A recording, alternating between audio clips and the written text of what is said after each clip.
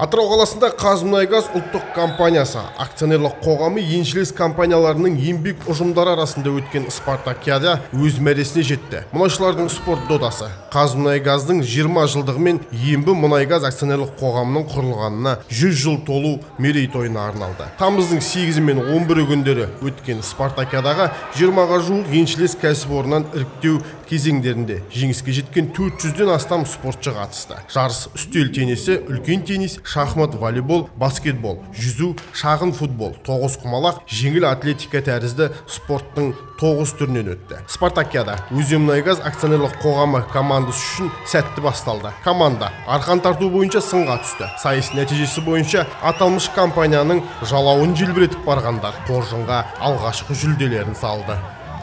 Спартакиада жеңімпаздары, барлық қатысушылары бәріңізге де рахмет айтқым келеді.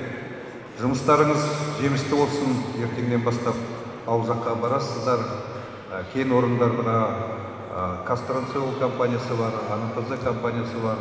Мұнда әрбір облыстан келіп жатыр, Павлодар, Маңғыстаудан келіп жатыр, Ақтөбе, Қызылорда, бәріңізге де осы қатысқандарыңызға рахмет айтамын. Жұмыстарыңыз жемісті болсын. Семьяларыңыз аман болсын. Келесі жылға шейін аман болайық. Келесі жылы біздің ойымызда бар, келесі спартакиаданы Ақтауда өткізетін шығармыз. Соған кездескенше. Рахмет.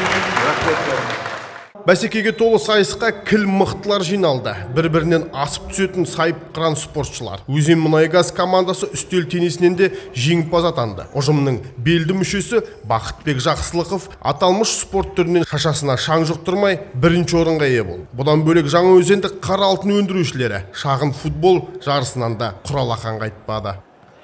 Біріншіден айтатыным осы организацияларға осындай өткізіп жатқан өте жоғарғы деңгейде болды. Рахмет барша осы басшыларға осыған атсалысып, осы спартакиаданы өткізген. Екіншіден өзіміздің жеке басшыларымызға көп рахмет. Сонау Жаңаөзеннен келіп бізге қол көмектерін беріп, күштерін, поддержкаларын беріп, рахмет көп.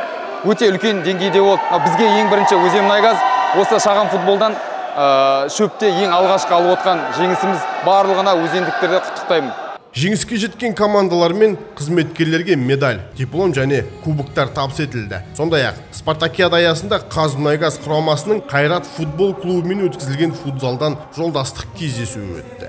Расулан Мұхан, Сұңғат Көнебай, Ақтау Ньюс.